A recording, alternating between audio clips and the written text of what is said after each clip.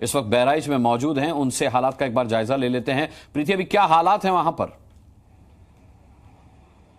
बिल्कुल, मैं आपको बताऊं कि इस समय में बहराइच में मौजूद हूं और यहाँ पे दिखाऊं कि किस तरीके के हालात हैं। जो पुलिस फोर्स है उसका जो डिप्लॉयमेंट है वो अभी भी है। पुलिस जो है वो यहाँ पे गश्त कर रही है, लेकिन जिस तरीके से आज जब पोस्टमार्टम रिपोर्ट जब सामने आई उसके बाद जो है वो लोग और ज्यादा गुस्से में है।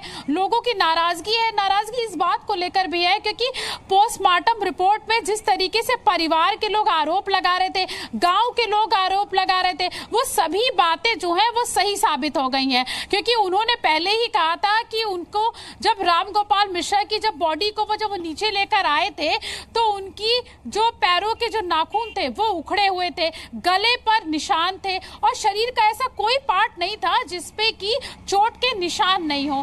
हालांकि करंट लगाने की बात भी हुई और ये सारी बातें जो है वो पोस्टमार्टम रिपोर्ट में सामने आ गई हैं।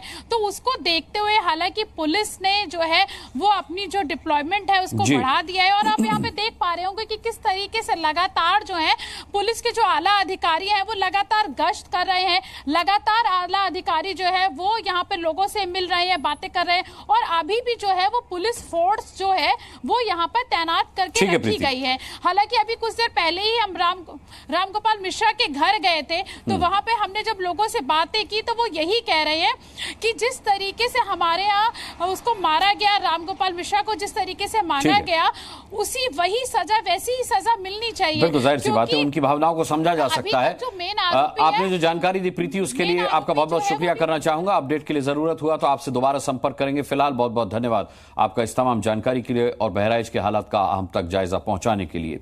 डिबेट में आगे बढ़ते हैं और प्रियंका गुप्ता जी, जिस तरीके से प्रीति बता रही थी और आप भी जानती हैं पोस्टमार्टम रिपोर्ट में क्या कुछ आया है, मैं मानता हूं कि कोई भी दंगा किसी भी राज्य में उसकी सरकार की नाकामी होती है, इससे गुरेज नहीं किया जा सकता। इसमें कोई दो राय नहीं है कि अगर कहीं दंगा हुआ है, हिंसा भड़की है तो कानून व्यवस्था की नाकामी है, सरकार की राजनीतिक इच्छा शक्ति की नाकामी है।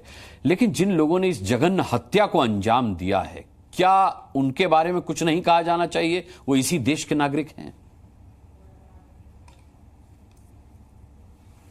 पार्टी की जो सरकार है उसके बारे में जरूर दो शब्द कहना चाहूंगी। ये हृदयहीन और संवेदना विहीन सरकार है, क्योंकि सरकार ये चला रहे हैं थू थू किसकी हो रही है, इनकी हो रही है। इनके राज्य में एक धार्मिक यात्रा नहीं निकाल पा रहे हैं। वहां भी पुलिस मौजूद थी, मैं आपको ये बता रही हूँ, पुलिस तो मौजूद थी, पुलिस खड़ी होकर तमाशा देख रही थी। पुलिस की मौजूदगी में अगर इस तरह की कोई हत्या होती है तो जिम्मेदार कौन?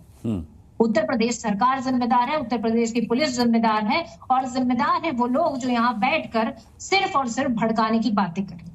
और भारतीय जनता पार्टी का चाल चरित्र चेहरा तो आप इससे भी देख लीजिए। इनके एक मंत्री है दिनेश प्रताप सिंह, वो आदरणीय प्रियंका गांधी जी के लिए ट्विटर पर अपशब्द लिखते हैं और उन्हें ये नहीं पता कि वो 4 लाख से ज्यादा वोटों से हार कर आए हैं और उसके बावजूद भी चलिए हार गए ना, जनता ने आईना दिखा दिया ना प्रियंका जी, उन्हें जनता ने आईना दिखा दिया। सरकार की नाकामी होगी तो जनता फेंक देगी उठा करके सरकार को सत्ता से बाहर। मैं तो ये कह रहा हूं कि मानवीय संवेदनाओं के आधार पर हत्या करने वाले के खिलाफ विपक्ष कुछ बोलेगा या नहीं बोलेगा? हमने देखा है कि किस तरीके से हमारे जो सैनिक हैं, हमारे जो सैनिक जब शहीद हुए तो पाकिस्तानी रेंजर्स ने, वहां के आतंकवादियों ने किस तरीके से उनका हाल किया, नाखून निकाल लिए, आंखें नोच ली। ये हुआ है राम